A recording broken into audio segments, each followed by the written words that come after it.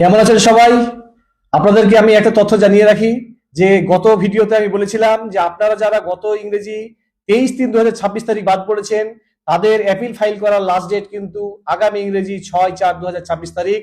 আর যারা আপনারা গত ইংরেজি 27/3/2026 বাদ পড়েছেন তাদের অ্যাপিল ফাইল করার লাস্ট ডেট হলো আগামী 10/4/2026। তাই আপনাদেরকে আমি বলছি যে আপনারা কিন্তু যে যেমন ডেটে বাদ পড়েছেন তারা কিন্তু সেই ডেটগুলোর মধ্যে কিন্তু আপনারা অ্যাপিল ফাইল করে দিন। আরো একটা কথা বলে রাখি যে আপনাদেরকে আমি জানিয়েছিলাম যে অনলাইনের থেকেও অফলাইনে মানে ফাইল করা বেশি ভালো, কারণ অফলাইনে কাগজপত্র দেওয়া যায়।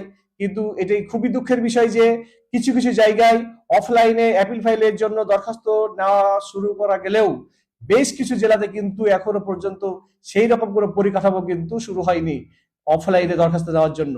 সুতরাং আপনাদেরকে আর অফলাইনে দরখাস্ত ফাইল করার জন্য অপেক্ষা করতে হবে না।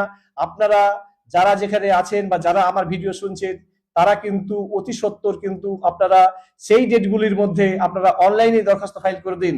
আর পাশাপাশি আরো একটি কথা আমি গুরুত্বপূর্ণ কথা জানিয়ে দিতে চাই, সেটি হলো আপনারা যারা অনলাইনে দরখাস্ত ফাইল করবেন তারা কিন্তু আপনারা যে এক্সট্রা কাগজগুলো দেবেন সেই এক্সট্রা কাগজগুলোর কিন্তু উল্লেখ করে দেবেন। অবশ্যই অবশ্যই কিন্তু এক্সট্রা কাগজগুলো দেওয়ার কথা লিখে দিবেন যে আপনি কি কি এক্সট্রা কাগজ দিচ্ছেন।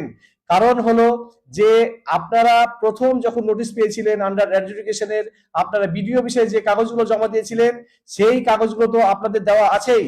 এইবার আপনারা তার বাইরে কি কি এক্সট্রা কাগজ জমা দিচ্ছেন এটা কিন্তু আপনারা কিন্তু কারণে লিখে দিবেন। অর্থাৎ প্রথমে যে কলমে 1000 ওয়ার্ডের লেখার যে জায়গাটা আছে যে আপনি কেন অ্যাপিল ফাইল করছেন সেই জায়গাতে কিন্তু আপনি অবশ্যই কি কি এক্সট্রা কাগজ দিচ্ছেন সেই এক্সট্রা কাগজগুলোর ডিটেলস কিন্তু আপনি লিখে দিবেন।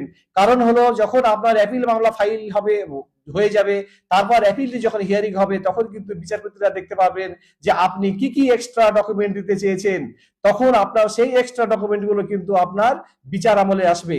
সুতরাং আপনারা কিন্তু এই ভুলটি করবেন না।